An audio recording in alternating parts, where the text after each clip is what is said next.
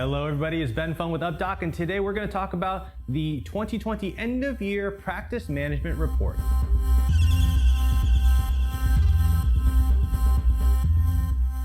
This year's report is kind of a pair to an earlier survey index that we threw out there called the Corporate Quality Index. That particular survey really measures and takes input from the workforce perspective.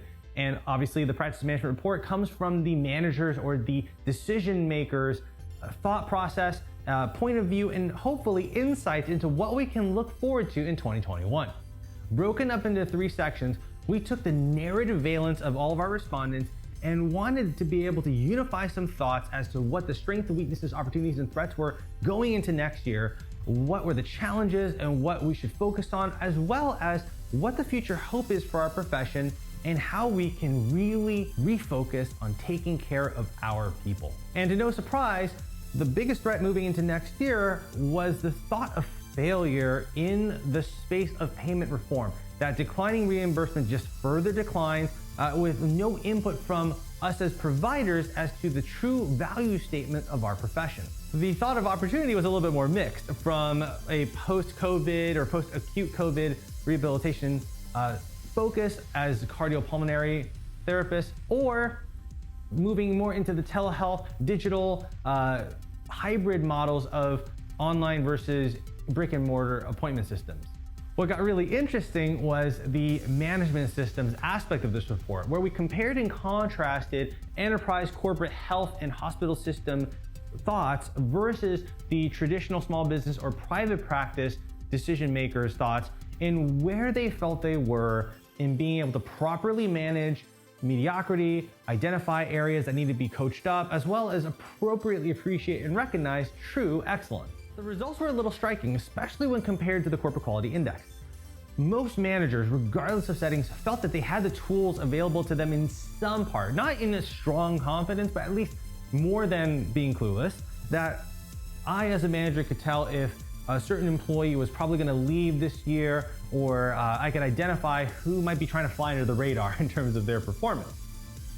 Unfortunately, for the voice of the workforce, this is very much a different perspective, where the workforce by majority feels that our managers have no clue if we're going to leave. In fact, over 40% of our workforce respondents felt that they were going to leave within the next 12 months if they could. And furthermore, that the vast majority of managers do not have meaningful management levers to identify, expose mediocrity, put them on performance plans, coach them up, or just performance them out entirely as a non-contributor to the organization. The final bit that's very much worth reading is beyond the agree versus disagree into what positives, what negatives, what opportunistic pieces should we take into next year in how we take care of our people. And overarchingly, the negatives to be removed had more to do with mindset as well as operational negatives, like decreasing no-shows, decreasing the cancellation rates, or in a positive spin, improving the percent completion of course of care. But the positive was truly interesting in that managers wanted a renewed focus on a culture of excellence for their organization and workplace. And so much of this is going to require bridges. It's going to require bridges because most managers said, hey, I want to be able to give my people the power so that they don't have to come to me, they don't have to bother me, they don't have to take away from my workday with things that I've already empowered them to do. But this flies in the face of the ownership mindset questionnaire process in the Corporate Quality Index, where most of the workforce says, hey, I am more than willing to step up to the plate, but my bosses don't let me do so. Or perhaps I've tried to do this in the past and I got my head bitten off, even though you told me to take care of it. So there's obviously expectations that need to be clearly set and follow through at a policies and procedural level, paired with objective and transparent measures as to what good, true high quality performance is, so that we can appropriately appreciate, recognize, and promote these high performers, but at the same time, take those that might be trying to fly under the radar, inadvertently, intentionally or not, put them on performance plans, coach them up, or unfortunately process them out as somebody that may not be truly contributory to the team, to the company, to the organization. There's a lot more to dive into for this report, so don't delay. Go ahead and sign up for it, download it. We're really looking forward to your thoughts and your feedback. We always love the conversations that spark up and the questions that you have, because we can add them into future insights and future industry reports. This one's going to be an interesting one.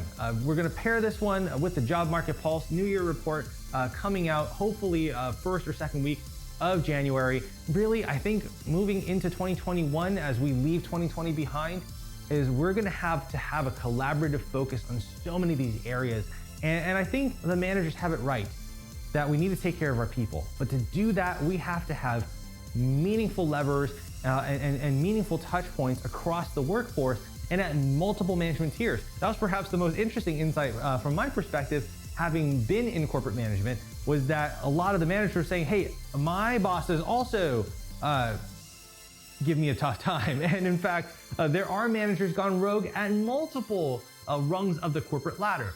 So I think that the transparent and protected input of the workforce across the workforce is what's going to really help us as an industry and as a profession as we push forward in taking care of our own. I'm Ben Fung with UpDoc, and I will see you at the next one.